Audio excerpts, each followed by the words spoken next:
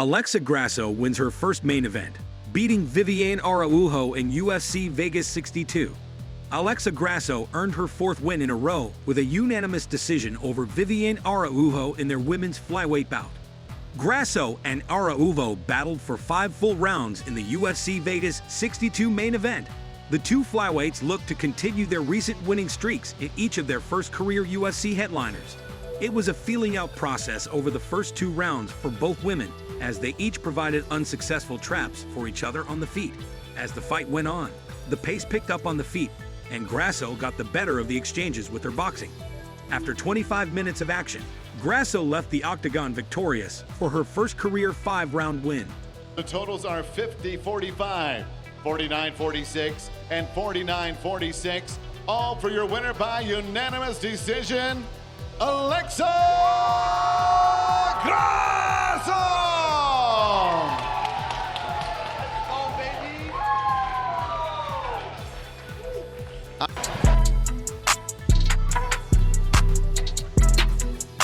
Masvidal says, borderline vegetable, Nate Diaz shouldn't be in big leagues. It looks like Nate Diaz is done fighting in the UFC, and Masvidal believes this decision came at the right time.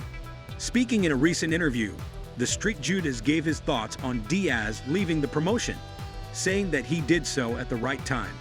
He believes Diaz is a shell of his former self and too old to be fighting in the sport's premier promotion. The way that he did. That's good for him to leave, bro, the big leagues before he gets like serious brain damage. I think the guy's like borderline vegetable, you know? His interviews, his spunkness, his wittiness and sharpness has gone to like shit. Like you have to wait for him. The pause has gotten longer. You used to ask him a question, be like a 2-second pause. It's like a 30-second pause now. It's good for him, man. He shouldn't be in the big league, man. He's gonna get hurt, man. Take that old ass dude somewhere else, you know? Plus, I almost killed his ass and the referee saved him, you know, so I don't really like him too much. Considering the fact that Jorge is the same age as Nate Diaz, it is somewhat ironic to hear him talk about how old Stockton's favorite younger brother is. Tyrone Woodley believes he could make serious money fighting the Diaz brothers. Tyrone Woodley is back in the media spotlight after taking some much-needed time, all following back-to-back defeats to YouTube boxer and internet sensation Jake Paul in 2021. Woodley has recharged the batteries, so to speak, and is looking to make a comeback, possibly in boxing, against Stockton brothers Nick and Nate Diaz. I do believe you got to give credit to Nick and Nate for being unapologetic and being like, fuck y'all, I'm being me, I ain't changing it. And then everybody went to their tune, so you got to give him his stripes for that. I would suggest he go and get paid top dollar. I would suggest that he do what makes him feel good. If he still wants to do it, when he wants to do it. That's what I suggest. And I suggest him come over on this side and make some money with me, because I got a good opportunity where me and Nick or Nate, or both of them, can make quite a few millions of dollars fighting each other. So I don't know if y'all got contact with them, but I was just texting somebody before y'all hit me up. How do you get in touch with Nick and Nate? So it's funny you even said that, but I got a pretty big opportunity where I feel like we can walk away very handsomely. Would you be interested in watching Tyrone Woodley fighting one of the Diaz brothers, or potentially both? Let us know what you think in the comment section below. Charles Oliveira says he will shock the world yet again at UFC 280. Charles Oliveira might be the underdog against Islam Makhachev, but that only adds extra motivation to reclaim his lightweight championship at UFC 280. Oliveira will look to reclaim what he feels was stolen from him by the Arizona Athletic Commission when he takes on Khabib Nurmagomedov's protege Makhachev in the UFC 280 main event next Saturday in Abu Dhabi. Yeah. What's this fight going to look like? What are you going to do to this on Makhachev on October 22nd?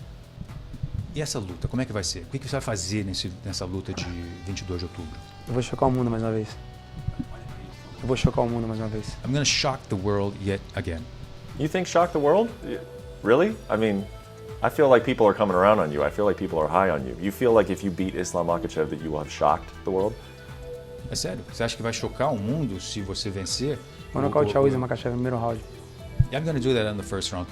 Mas ele perguntou, você acha que isso vai ser chocante? Porque o mundo já está achando que você tem todas as chances de vencer. Tem muita gente falando muita besteira. Essa é real. Tem muita gente falando besteira. As pessoas acham que o Isa vai me vencer. E por isso que eu tô falando que eu vou chocar o mundo mais uma vez. Se você colocar na balança todos os caras que eu lutei e que o Isa lutou, meu nome tá muito mais lá em cima. Sou o maior finalizador da história do Ultimate, recordista de bônus, campeão do peso leve. Mas por que eu falei que eu vou chocar o mundo? Porque muita gente tá falando muita besteira. Eu vou nocautear o Isa no primeiro round, vou mostrar que o campeão se chama Charles Oliveira. Well, opinions are subjective, and some people believe that I would be a potential winner, he would be a potential winner, but I'm going to show that my background and the number of fights I've had, my contenders, this will come to show on that very night, and in this sense, I'll shock the world, because people will change their opinion. Masvidal claps back at fans, saying he doesn't deserve title shot. While Jorge Masvidal is on a 3-fight skid, he has been banging the drum to earn another shot at UFC gold, now that Leon Edwards knocked out Usman to capture the belt. His main reasoning behind this is the fact that he and Edwards never settled the score from their infamous backstage brawl that essentially kicked off Gainbridge's rise to fame. Some people are pushing back on this notion, saying that Masvidal needs to get back in the win column before getting a third title shot. Speaking in a recent interview, he fired back at those people, clearly unwavering in spite of their opinions. For starters, everybody has an opinion and everybody's entitled to it. So if people think I deserve it or not, awesome man, I don't take nothing to heart.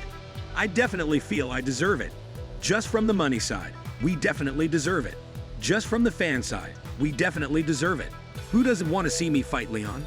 They might say I don't deserve it, but they'll still raise their hand in the dark and quiet and be like, I want to see that fight, and I'm actually going to pay my hard-earned money to go see that fight. So I don't agree with that, Masvidal said. Whether or not the Street Judas ultimately gets his way is still to be seen. About me against Leon in England. Leon, fucking step up to the plate, bro. You begged and cried and did all this bullshit before when I was fighting for the titles. Now you got the belt. Let's go. And I never dodged this fuck because when I wasn't fighting Leon, I was fighting the guy that had the belt. And then after that, I went and fought the guy who was #1. So if Leon wants it, I'm here, man. But, you know, he'd rather be, I don't know, drinking tea, eating fish and chips and shit. Oh, and breaking news. Leon Edwards has actually just replied to Jorge Masvidal via his Twitter. Refer to me as Mr. Edwards or Sir and get on your knees and beg and I may consider it, Edwards tweeted. Masvidal hasn't fought since a loss to Colby Covington at UFC 272 earlier this year.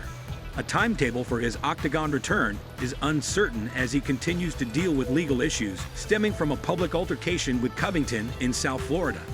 If he wants to be Edwards' first title challenger, an offer is on the table to make it happen, though it's unlikely that the Street Judas will agree to the exact terms. What are your thoughts on the latest Leon Edwards-Masvidal back and forth? Report confirms Jon Jones' recent comeback frustrations. Former UFC light heavyweight champion Jon Jones is targeting a December 10th return, but the opponent remains uncertain. Jones is set to make his heavyweight debut at a later date, but he's been sidelined for nearly 3 years due to a variety of circumstances. He recently expressed frustrations with the holdup and pointed to Ngannou and Miočić's sides as the reason for the delayed heavyweight debut. A recent report from MMA journalist Ariel Helwani suggests that Jones' frustrations have some merit. Jones is ready to make his first walk to the octagon at heavyweight, but continues to play the waiting game regarding Ngannou and Miočić's respective statuses. Kevin Holland hits back at Luke Rockhold over fighter pay. UFC welterweight Kevin Holland has hit back at Luke Rockhold after calling him naive over his stance on fighter pay. Holland has argued that fighter pay isn't that big of an issue in the sport today, and that fighters make too much of a deal out of it. Rockhold, who has been a harsh critic of UFC president Dana White regarding the issue, harshly criticized Holland's stance on fighter pay. He had this to say during a recent appearance on the MMA Hour. I'm naive. Remember when he did that and said that little interview, he said I was naive and stuff? Might have been on yours. Yeah, it was. Yeah, so I'm naive. I'm naive because I worry about my paycheck and not everybody else's. I thought that was a grown-ass man taking care of his responsibilities. I show up to work and everybody else sits on the couch. I fight a lot while everybody else sits on the couch. I say yes when everybody else says no, and therefore I'm rewarded when everybody else is complaining like little female dogs. Okay, you know? Fair enough. That's all for today's video. If you want to know the latest UFC news, subscribe to the channel, hit the notifications bell, and click the like button so you don't miss any details about the upcoming fights. Thanks for watching. See you soon.